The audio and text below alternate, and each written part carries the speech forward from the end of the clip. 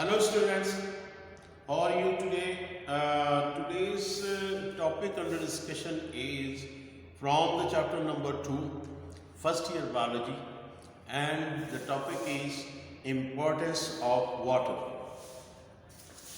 Importance of water.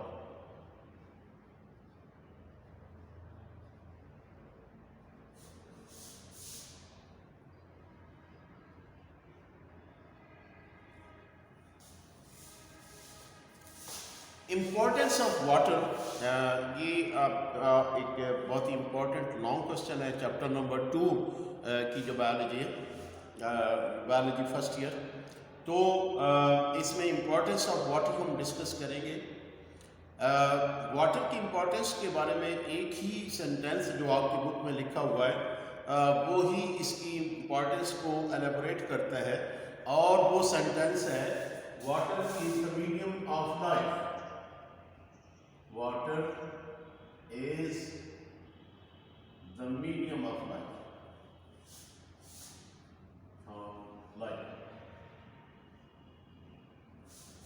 Water is the medium of life का मतलब ये है कि मीडियम का मतलब होता है यानी जरिया, जिसमें से कोई चीज़ गुजरती है या जिसमें कोई चीज़ एग्जिस्ट करती है। जैसे आपने देखा भी होगा कि एयर जो है, जैसे एयर एक मीडियम है, यानी ये मीडियम है कि फॉर द फ्लाइट, यानी जितने भी जो सिग्नल्स होते हैं या बर्ड फ्लाई करते हैं वो सब एयर के अंदर करते हैं। तो एयर एक मीडियम है फॉर द मूवमेंट। तो इसी तरह से जो लाइफ की जी एग्जिस्टेंस है वो इसके बगैर नहीं हो सकती, यानी लाइफ के लिए जो मीडियम है, जो जरिया है, वो एक्चुअली वाटर है। और वाटर के बगैर there is no life on the earth if there is no water. यानी अगर पानी नहीं है तो कोई ज़िंदगी के आसार भी नहीं होंगे। और वैसे भी जहाँ जहाँ सप्लाई ऑफ वाटर ज़्यादा होगी, आपने देखा होगा कि उसमें वाटर जो है उसमें लाइफ जो है वो भी ज़्यादा है। जैसे जहाँ जहाँ पानी ज़्यादा होता है, जैसे डेजर्ट है तो डेजर्ट में पानी काफ़ी कम होता है, तो इसलिए वहाँ पे जो लाइफ है वो भी कम है, एनिमल्स और प्लांट्स भी वहाँ पे कम होते हैं। तो लाइफ इस एक ये जो एक सेंटेंस है कि water is the life of the medium, the medium of life, sorry, it describe the importance, यानी इसी से इसकी अहमियत वादे हो जाती है। और वैसे भी जितने भी लिविंग ऑर्गेनिज्म हैं इनमें जो मोस्ट अबंडेंट कंपाउंड है वो वाटर ही होता है। जैसे मिसाल के तौर पर जो वाटर की मिकदार इन लिविंग ऑर्गेनिजम्स, जो वाटर है ये वेरी करता है। वैसे तो इतना 65 टू 89%, 65% टू 89% लिविंग ऑर्गेनिज्म के अंदर पानी होता है। मुख्तलिफ है, यानी कुछ जो ऑर्गेनिज्म जिनको पानी ज़्यादा अवेलेबल होता है, जो एक्वाटिक है, मैरीन है, उनमें ज़ाहिर पानी ज़्यादा होता है, और जो टेरेस्ट्रियल है, खुश्की पे रहते हैं, उनमें पानी, लेकिन 65 टू 89% इनमें वाटर होता है। इससे आप अंदाज़ा लगा लें कि पानी की अहमियत क्या है, कि यानी ये लिविंग ऑर्गेनिज्म की बॉडी का एक मोस्ट अबंडेंट कंपाउंड है जो है वाटर। और इसमें अगर हम बात करें मुख्तलिफ टिश्यूज़ की, ह्यूमन बॉडी के मुख्तलिफ टिश्यूज़ की, मुख्तलिफ सेल्स की, तो हमारी बॉडी के अंदर जो डिफरेंट टाइप ऑफ टिश्यूज़ हैं उनमें वाटर भी वेरी करता है। जैसे मिसाल के तौर पर जो हमारा ब्रेन है, ब्रेन के अंदर जो वाटर होता है 85% होता है, और जब एक कम्पैक्ट स्ट्रक्चर, यानी जो कि जिसकी डेंसिटी बहुत ज़्यादा है, जैसे बोन है, तो उसमें ज़ाहिर है जिस ऑर्गन की डेंसिटी बहुत ज़्यादा होगी उसमें पानी की मिकदार भी कम होती है। तो बोन में वाटर की जो परसेंटेज है वो काफ़ी कम होती है, 20%। ठीक है, तो हमारी बॉडी के अंदर जो मुख्तलिफ टिश्यूज़ हैं इसमें पानी जो है वो वेरी करता है। जैसे मैंने कहा कि ब्रेन जो है वो 85% है बोन, और इसके अलावा जो हमारे यानी वाटर की एक और अहमियत जो है हमारे बॉडी के अंदर वो ये है कि all the chemical reactions take place in the presence of water. Chemical reactions chemical reactions take place in the presence of water. In the presence of water. Presence of water. यानी हमारी ये presence of water, यानी हमारी body के अंदर जितने भी chemical reactions होते हैं उनके लिए पानी का होना बहुत ज़रूरी है। इसकी वजह क्या होती है? इसकी दो वजूहात हैं कि एक तो ये है कि जो हमारी बॉडी के अंदर केमिकल रिएक्शंस होते हैं, स्पेशली एक्सोथर्मिक रिएक्शन जिनमें हीट रिलीज होती है, तो पानी जो है उस हीट को एब्जॉर्ब करता रहता है और हमारी बॉडी को गर्म नहीं होने देता। जैसे कि आपने देखा होगा कि ये जो ऑटोमोबाइल्स हैं, यानी कि गाड़ियाँ, जो कारें हैं, बसें हैं, उनके अंदर एक रेडिएटर लगा होता है और इन इंजन के साथ रेडिएटर लगा होता है और इंजन में जो हीट प्रोड्यूस होती है वो वाटर जो उसके रेडिएटर के अंदर होता है वो उसको एब्जॉर्ब करता रहता है और इंजन को ठंडा रखता है। तो एक तो पर्पस ये है और दूसरा पर्पस ये है कि अगर कोई चीज़ पानी के अंदर है और वो रैंडमली मूव कर रही है तो ज़्यादा चांसेस है कि उसके मालिक्यूल जो हैं एक दूसरे के साथ फ्रीक्वेंटली टकराएंगे, बजाय इसके कि वो सॉलिड, यानी एक जैसे कि मिसाल के तौर पर हमारे पास एक कंटेनर है और कंटेनर के अंदर रिएक्टेंट्स सामने रखे हुए, ये रिएक्टेंट्स जो हैं इनको प्रोडक्ट, यानी ये जो रिएक्टेंट्स हैं इनको आपस में जो कोलाइड करने का चांस ही नहीं मिलेगा तो वो कैसे रिएक्ट करेंगे। जबकि जब हम उसमें वाटर ऐड कर देते हैं तो ये जो जितने भी यानी चूंकि वाटर के मॉलिक्यूल्स जो हैं वो रैंडमली मूव करते हैं और वो इनको चांस फराहम करते हैं एक मीडियम के तौर पर इन रिएक्टेंट्स को, कि ये आसानी से रैंडमली आपस में टकराते हैं। जब आपस में टकराते हैं तो ज़्यादा इनको चांस मिलता है। तो ये यानी दो वजूहात हैं जिसलिए जो हमारी बॉडी के तमाम केमिकल रिएक्शन पानी के अंदर होते हैं। फिर इसके अलावा आपने चैप्टर नंबर 3 में भी पढ़ा एंजाइम्स के हवाले में, बल्कि आपने मैट्रिक में भी पढ़ा होगा कि एंजाइम्स जो हैं they work in aqueous medium, यानी एंजाइम्स जो हैं all enzymes work in aqueous medium। अब देखिए aqueous medium, इसका मतलब क्या है कि तमाम जो एंजाइम्स हैं वो पानी के बगैर यानी जो है बेकार हैं, यानी पानी की मौजूदगी में एंजाइम्स एक्ट करते हैं। उसकी भी वजह क्या है?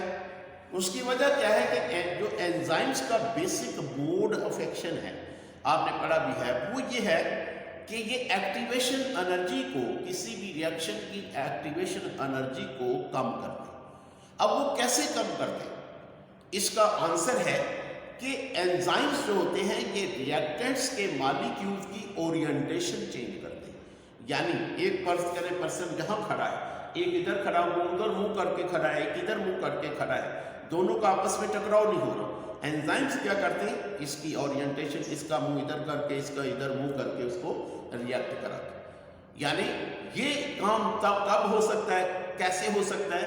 जब वो पानी के अंदर, जब उसके पास कोई मीडियम होगा, यानी जब उसके पास एंजाइम के पास कोई मीडियम होगा तो वो रिएक्टेंट्स के मॉलिक्यूल को आपस में यानी जो है वो मिला सकेंगे या उनका रिएक्शन करा सकेंगे। तो इसलिए एंजाइम्स जो हैं वो भी हमेशा पानी के अंदर they always act in aqueous medium.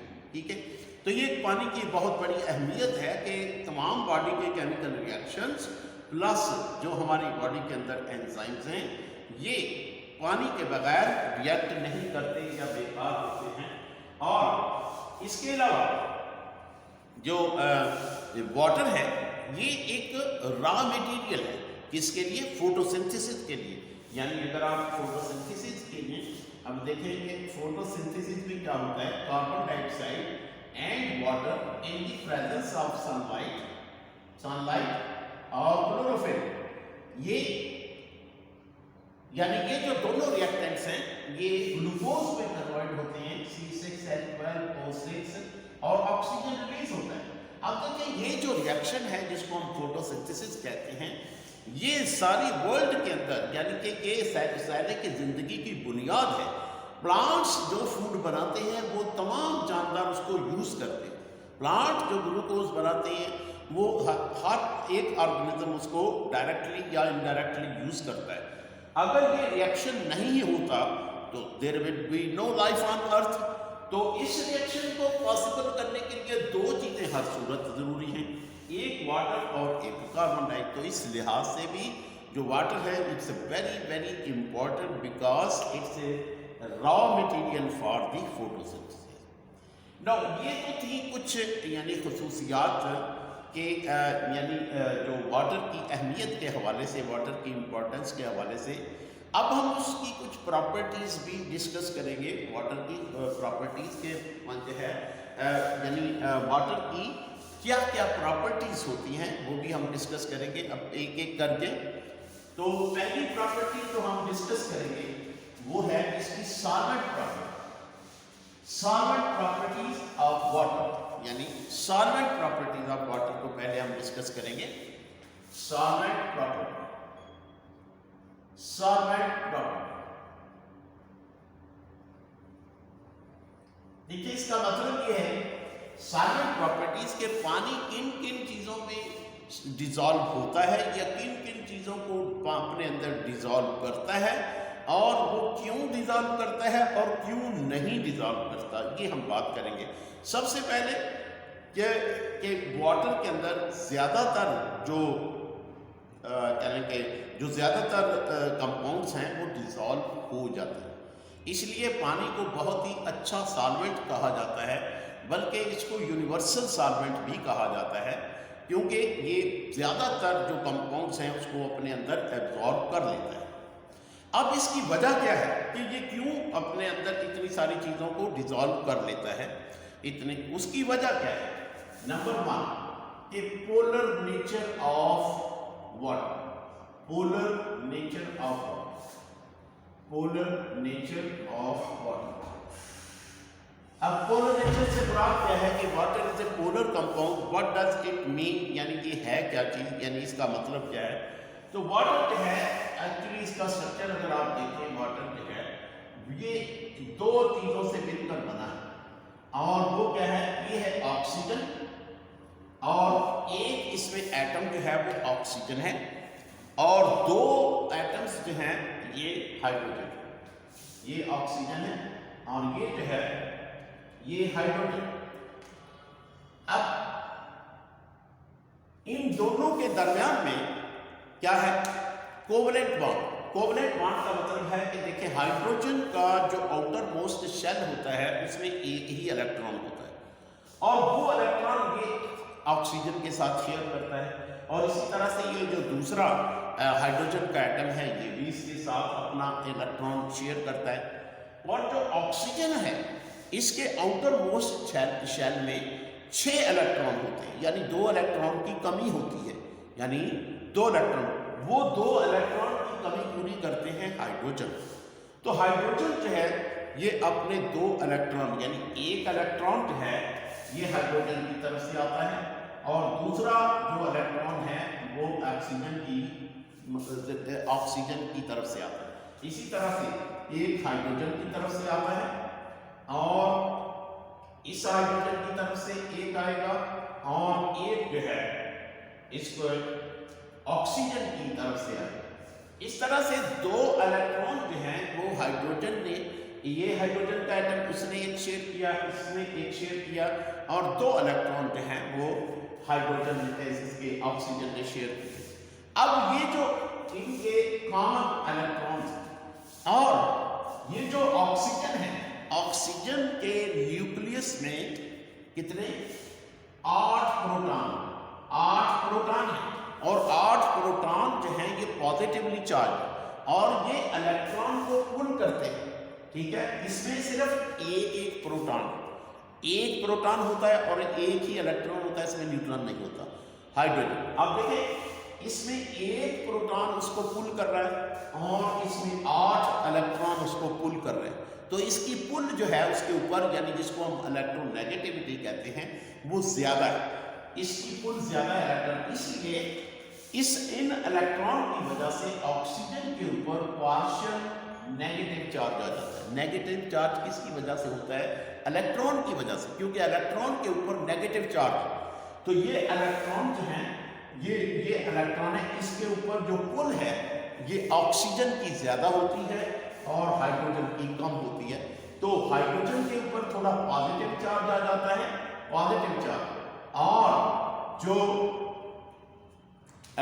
Oxygen है इसके ऊपर negative charge, partial negative charge आ जाता है ड्यू टू दी इलेक्ट्रॉन। ये जो इलेक्ट्रॉन, अब देखें कि ये जो वाटर का ये वाला पोल है, जो ऑक्सीजन वाली साइड है, ऑक्सीजन वाली साइड के ऊपर क्या है?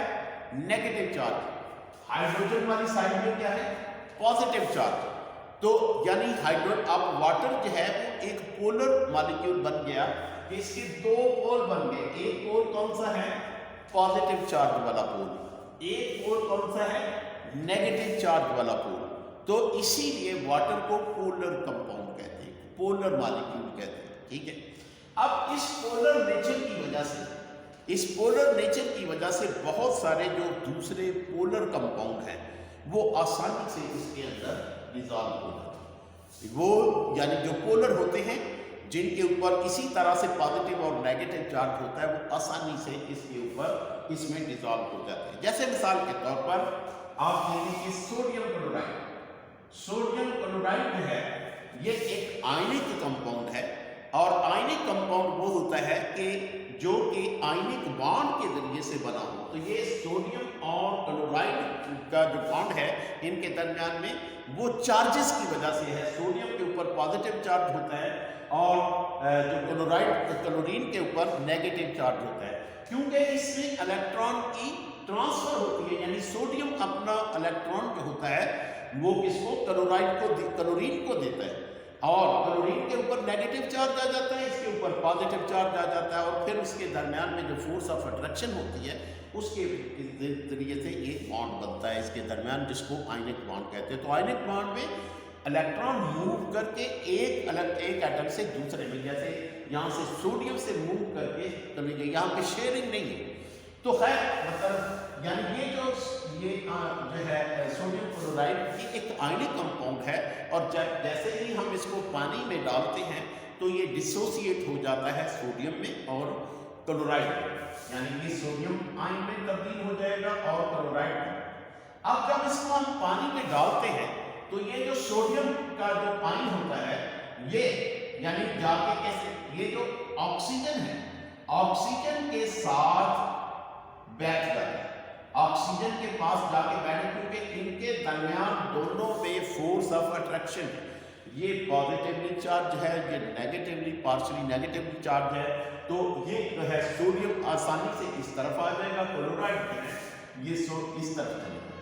यानी जब भी आप कोई आयनिक कंपाउंड पानी के अंदर या पोलर कंपाउंड हल करेंगे तो वो नेगेटिव और पॉजिटिव पोल्स के बाद यानी पहले डिसोसिएट होंगे जो नेगेटिव वाला पार्ट होगा वो हाइड्रोजन की तरफ चला जाएगा, और जो पॉजिटिव वाला पार्ट होगा वो ऑक्सीजन की तरफ चले जाएगा। इस तरह से वो आसानी से पानी के अंदर डिसॉल्व हो जाते हैं, जो कि पोलर कंपाउंड होते हैं या आयनिक कंपाउंड। लेकिन जो नॉन पोलर कंपाउंड्स होते हैं वो पानी में डिसॉल्व नहीं होते, और मोस्ट जो नॉन पोलर कंपाउंड्स होते हैं यानी जैसे कि फैट्स हैं और जैसे कि अल्कोहल है, दे डू नॉट या कह लें कि फैट्स ज़्यादातर इसकी जो एग्जांपल है, या प्रोटीन्स कह लें, तो वो पानी के अंदर डिसॉल्व नहीं होते।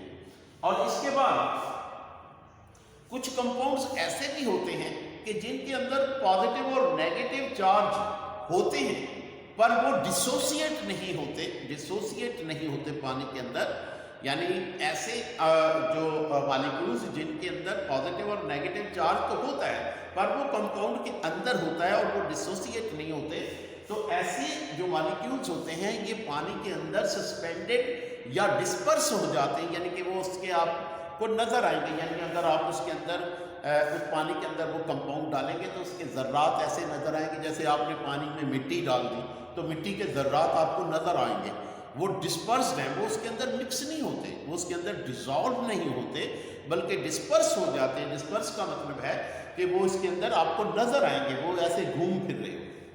तो खैर ये तो थी वाटर की सॉल्वेंट प्रॉपर्टीज के वाटर जो है वो अच्छा सॉल्वेंट क्यों है और कौन से कंपाउंड इसमें डिसॉल्व हो जाते हैं और कौन से इसमें डिसॉल्व नहीं होते।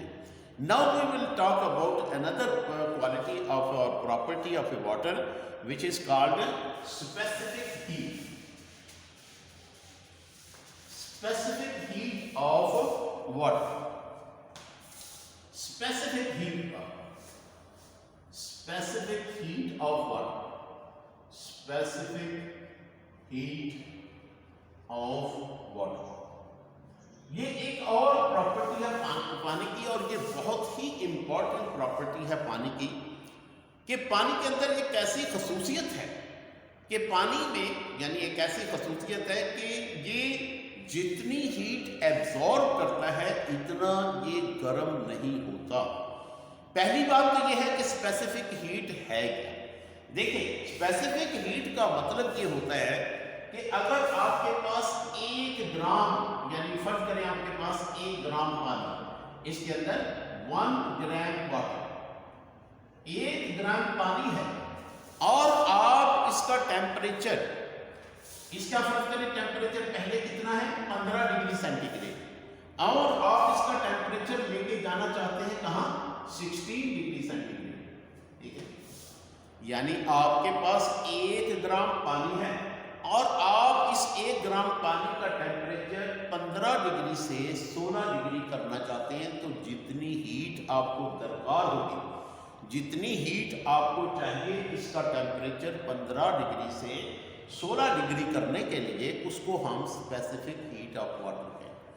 और स्पेसिफिक हीट ऑफ वाटर होती है 1 कैलोरी, 1 कैलोरी, यानी कि 1 ग्राम पानी को गर्म करने के लिए, 1 ग्राम पानी का टेम्परेचर 15 से 16 डिग्री सेंटीग्रेड करने के लिए, यानी 1 डिग्री सेंटीग्रेड बढ़ाने के लिए आपको 1 कैलोरी एनर्जी चाहिए, जिसको स्पेसिफिक हीट ऑफ। और ये 1 कैलोरी कहीं भी बहुत ज़्यादा है, यानी बाकी जितने भी कंपाउंड्स हैं उनके अगर आप कंपेयर करें तो वो इसके मुकाबले में बहुत ही कम है, जबकि पानी की जो स्पेसिफिसिटी बहुत ज़्यादा है।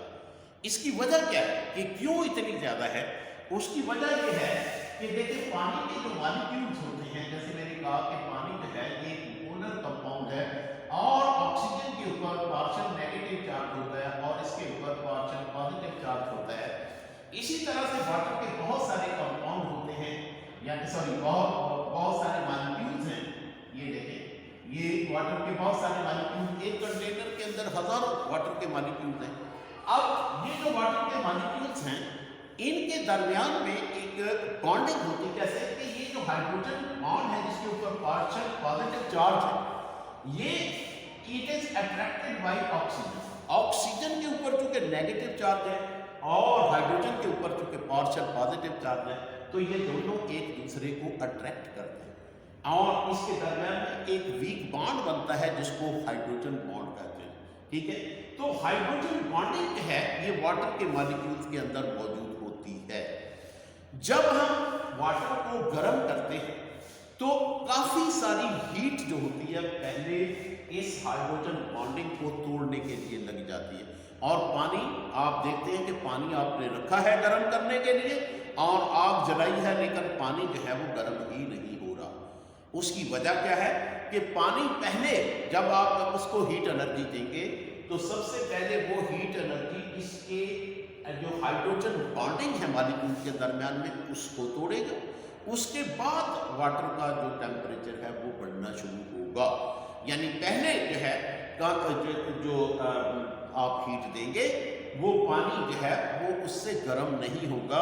और ये पानी की ये जो प्रॉपर्टी है, it is very very important. आपने देखा होगा कि जितनी स्पीड से बाहर चीज़ें गर्म होती हैं, इतनी स्पीड से समुद्रों का पानी, दरियाओं का पानी इतनी तेज़ी से गर्म नहीं होता, और इसकी इसी कैपेसिटी की वजह से हीट स्टेबलाइजर के तौर पर इसको इस्तेमाल किया जाता है। जैसे मैंने अपनी मिसाल दी है कि गाड़ियों में पानी का यूज़ किया जाता है, जो पानी में हीट निकलती है इंजन से, उसको एब्जॉर्ब करने के लिए, क्योंकि पानी जल्दी गर्म नहीं होता। और उसकी वजह क्या है? क्योंकि इसकी स्पेसिफिक हीट ऑफ जो है, यानी हीट ये जो स्पेसिफिक हीट है वो इसकी सबसे ज़्यादा है, और ये जितना हीट ये एब्जॉर्ब करता है इतना ये गर्म नहीं होता। उसकी वजह मैंने यहाँ जैसे आपको बताई कि इसमें से जब वाटर को गर्म किया जाता है तो उसका जो हीट एनर्जी है उसका बहुत बड़ा हिस्सा जो है ये हाइड्रोजन बॉन्डिंग को तोड़ने के लिए पहले इस्तेमाल होता है, फिर उसके बाद वाटर का टेम्परेचर बढ़ना शुरू होता है। तो ये तो होगी स्पेसिफिक वाटर की स्पेसिफिक हीट। अब हम बात करेंगे हीट ऑफ वेपोराइजेशन, ठीक है, heat of vaporisation, heat of vaporisation, heat of vaporisation, heat of vaporisation. Heat of vaporisation क्या होता है कि किसी भी चीज को वेपर्स में तब्दील कर देना, गैस में तब्दील करना। जब वो लिक्विड हो तो लिक्विड से उसको गैस में तब्दील कर देना। आपने देखा होगा कि जब हम पानी को गर्म करते हैं तो वो पानी स्टीम बन के उड़ता रहता है, इसको हम वेपोराइजेशन कहते हैं। यानी तो पानी की हीट जो है, हीट ऑफ वेपोराइजेशन कितनी होती है? पानी की पहले तो इसको थोड़ा सा हीट ऑफ वेपोराइजेशन को थोड़ा सा समझ लें कि हीट ऑफ वेपोराइजेशन अगर पानी के अलावा किसी और सब्सटेंस की है तो हम उसकी पहले बात कर लेते हैं कि heat of vaporisation of any substance, किसी भी सब्सटेंस की बात करें तो हीट ऑफ वेपोराइजेशन हम किसको कहेंगे कि अगर फर्ज करें हमारे पास 1 ग्राम किसी भी चीज का 1 ग्राम, ठीक है, 1 ग्राम है उसका, और हम चाहते हैं कि हम उसको इतनी हीट दें कि ये सारे का सारा 1 ग्राम पानी एवेपोरेट हो जाए, वेपर्स बन के उड़ जाए और ये खत्म हो जाए। तो जितनी हीट हमें चाहिए होगी वो heat of vaporisation of that substance होगी, उस सब्सटेंस की वो हीट ऑफ वेपोराइजेशन होगी। याद रखें कि क्या मैंने कहा कि अगर किसी चीज का हमारे पास 1 ग्राम है और हम ये चाहते हैं कि ये 1 ग्राम का 1 ग्राम वेपर बन के उड़ जाए, तो हम इसको कितनी हीट फ्राहम करेंगे कि ये सारा का सारा वेपर जो है वेपोराइज हो जाए। उसको हम heat of vaporisation of any substance. अब आप जाए वाटर की तरफ। वाटर की जो हीट ऑफ वेपोराइजेशन है उसके है कि फर्ज करें हमारे पास 1 किलो वाटर, 1 kg वाटर है, और हम चाहते हैं कि ये सारे का सारा जो है ये पानी बन के उड़ जाए, यानी ये वेपोराइज हो जाए। तो हमें कितनी इसको एनर्जी देनी पड़ेगी कि ये सारे का सारा यानी जो है वो वेपोराइज हो जाए, बुखारात बन के उड़ जाए, वेपोराइज हो जाए। वो होगी 574 यानी 574 किलो कैलोरी पर केजी। यानी ये 1 किलो के लिए है। 1 किलो पानी को अगर आपने एवेपोरेट करना है, यानी उसको वेपर्स में तब्दील करना है, तो आपको 574 किलो कैलोरी एनर्जी देनी पड़ेगी, ठीक है। और अगर आप इसको 1 ग्राम में कन्वर्ट कर दें तो ये 574 कैलोरी बन जाएगी, क्योंकि ये किलो कैलोरी है और ये किलोग्राम है। दोनों से किलोग्राम और किलो जो है किलो दोनों से हटा दें तो सीधा से ये कैलोरी बन जाएगा और ये ग्राम बन जाएगा, ठीक है। यानी 574 कैलोरीज चाहिए 1 ग्राम पानी को अगर एवेपोरेट, या 1 किलो पानी को एवेपोरेट करने के लिए 574 किलो कैलोरी आपको एनर्जी चाहिए, जिसको हम heat of vaporisation of water कहते हैं, ठीक है। अब उसके बाद यानी जो है ये जो है दूसरा इसका जो एस्पेक्ट है heat of vaporisation of water का, वो है ये है कि जो वेपोराइजेशन है ये हमेशा कूलिंग पैदा करती है। वेपोराइजेशन जो है वो कूलिंग पैदा करती है। अपने केमिस्ट्री में भी पढ़ा होता है कि एवेपोरेशन ऑलवेज कॉज कूलिंग। कैसे कूलिंग पैदा करती है? देखिए, जब पानी की जो मॉलिक्यूल्स हैं, एवेपोरेट होने का मतलब क्या है कि यहाँ पे पानी के मॉलिक्यूल जो उसकी सरफेस के ऊपर हैं, उनको इतनी एनर्जी मिल जाती है कि वो इससे यानी एवेपोरेट हो जाता है, यानी अपनी सरफेस को छोड़ के वो ऊपर की तरफ निकल जाते। तो ये कब होगा? जब उसको इतनी एनर्जी मिलेगी इस मॉलिक्यूल को वो एवेपोरेट हो जाए। अब जब चूंकि हर मॉलिक्यूल जो एवेपोरेट होता है तो वो अपने साथ एनर्जी लेके जाता है, अपने साथ एनर्जी लेके जाता है, और जो बाकी एनर्जी जो इसकी है, हीट एनर्जी, जो बाकी एनर्जी पानी की अब ज़ाहिर ड्रॉप होती जाएगी। यानी अगर आपके पास फर्ज करें 1000 ml पानी है, 1000 ml पानी है, और उसमें से अगर 2 ml, इसमें से 2 ml एवेपोरेट हो जाए तो इससे एनर्जी में, उसकी हीट में बहुत फर्क पड़ जाता है, और उसका जो टेम्परेचर 1000 ml का होगा, बल्कि 1000 ml का अब ये कितना रह जाएगा? 1000 ml से 2 ml तो ये गए, तो बाकी कितना रह गया? 998 ml। ये जो 998 ml पानी बचेगा, इसका यानी जो टेम्परेचर होगा वो 1 डिग्री कम हो जाएगा। फर्ज करें इसका टेम्परेचर 25 डिग्री सेंटीग्रेड है, तो जो 990 ml पानी बचेगा उसका टेम्परेचर 24 सेंटीग्रेड रह जाएगा। समझ आ गई? यानी मैं फिर से रिपीट करता हूं, देखें, अगर आपके पास 1000 ml पानी है, उसका टेम्परेचर 25 डिग्री सेंटीग्रेड है, उसमें से 2 ml पानी जो है एवेपोरेट हो गया है। अब बाकी कितना बचा है? 990 ml पानी बाकी बचा है ना, 2 ml तो एवेपोरेट हो गया। 990 ml पानी बचा है, यानी जो 990 ml पानी बचा है, इसका जो टेम्परेचर है वो 1 डिग्री सेंटीग्रेड कम हो जाएगा। पहले कितना था? 25 डिग्री सेंटीग्रेड, और अब कितना रह गया? 24 डिग्री सेंटीग्रेड। ठीक है, तो इसका मतलब है कि evaporation always cause cooling, evaporation से कूलिंग पैदा होती है। अच्छा, उसके बाद नेक्स्ट जो हमारा जो प्रॉपर्टी है वाटर की हम डिस्कस करें, वो है ionisation of water. Ionisation of water, ionisation of water, ionisation of water, ionisation of water. Ionisation क्या है कि ये वाटर की एक और बहुत ही अहम प्रॉपर्टी है कि वाटर जो है ये रूम टेम्परेचर पर, रूम टेम्परेचर जिसको 25 डिग्री सेंटीग्रेड कहते हैं, इसके ऊपर ये आयोनाइज होता रहता है, और यानी ये हाइड्रोजन आयन और हाइड्रोक्सिल आयन में तब्दील होता रहता है, यानी ये ब्रेक डाउन होके हाइड्रोजन। लेकिन ये जो प्रोसेस है ये इरिवर्सिबल होता है। इरिवर्सिबल का मतलब है कि ये आयन्स जो बनते हैं, हाइड्रोजन आयन और हाइड्रोक्सिल आयन, ये दोबारा से पानी में भी तब्दील होते रहते हैं।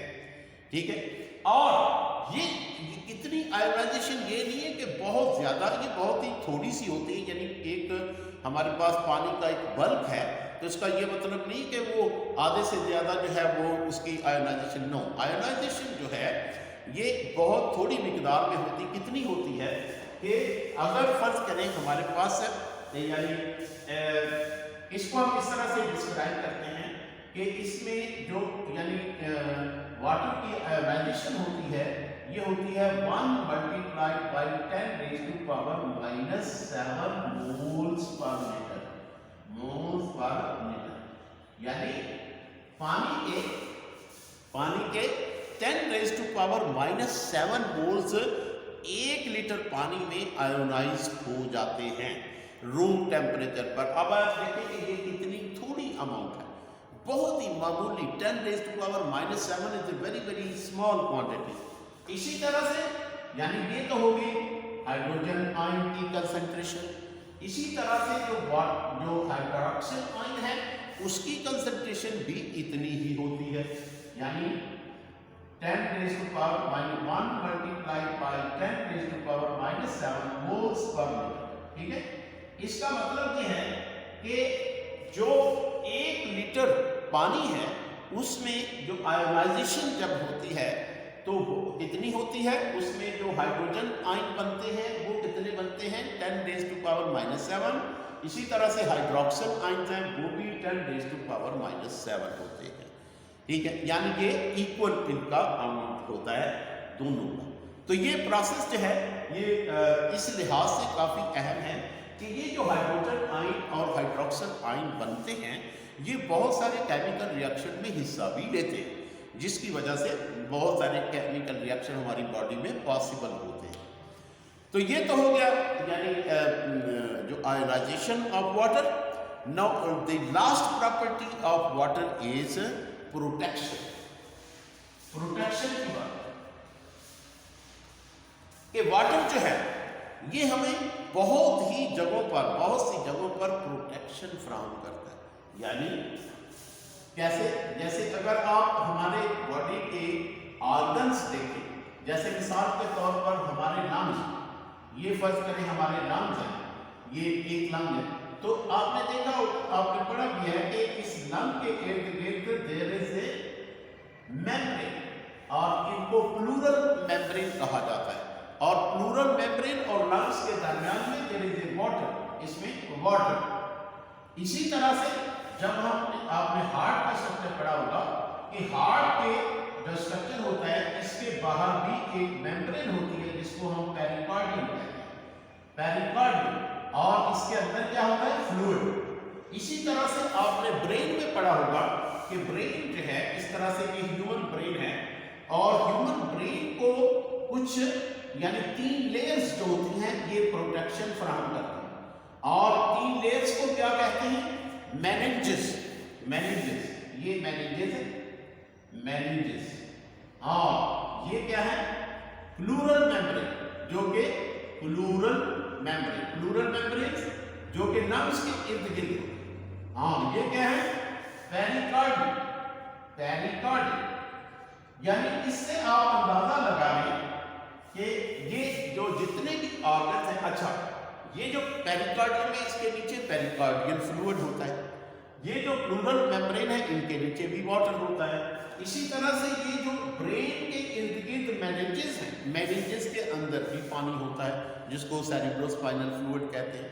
तो ये पानी हमें हमारे मुख्तलिफ ऑर्गन्स को कुशनिंग फराहम करता है। जैसे एक बंदा आपके मुंह पे थप्पड़ मारे तो आपको बहुत ज़्यादा मतलब चोट लगेगी, बल्कि जब आप वो थप्पड़ मारने लगे आप दरमियान में ये हाथ रख दें या एक कुशन रख दें तो आपको चोट नहीं लगेगी। इसी तरह से ये जो पानी है ये यानी हमारे ऑर्गन को फ्रिक्शन से बचाता है, चोट से बचाता है, शॉक से बचाता है। तो पानी जो है हमारे मुख्तलिफ ऑर्गन को प्रोटेक्शन फराहम करता है।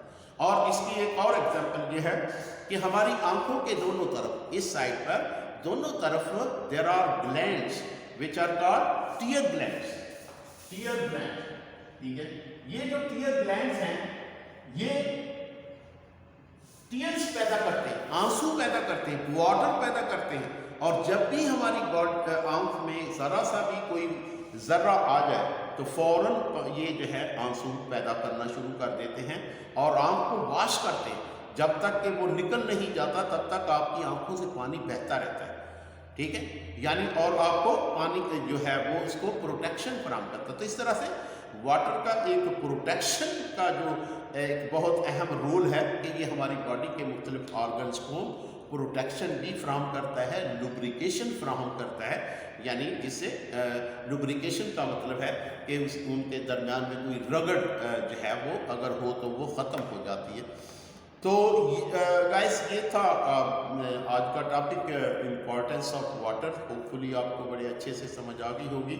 और जैसे मैं हमेशा कहता हूँ कि चैनल को सब्सक्राइब करें, और जब भी सब्सक्राइब करें तो साथ ही जो बेल का आइकॉन आए उसको लाजमी दबाएं, ताकि उसका वरना सब्सक्राइब करने का कोई फ़ायदा नहीं होगा, आपको वो वीडियोस की नोटिफिकेशन नहीं मिलेंगी अगर आप बेल को नहीं दबाते। तो बेल को दबाना इंतहाई ज़रूरी है ताकि आपको हर आने वाली वीडियो जो है वो रिसीव हो सके। और दूसरा ये कि ये जो वीडियोस हैं अपने दोस्तों के साथ ज़रूर शेयर किया कीजिए। Thank you very much.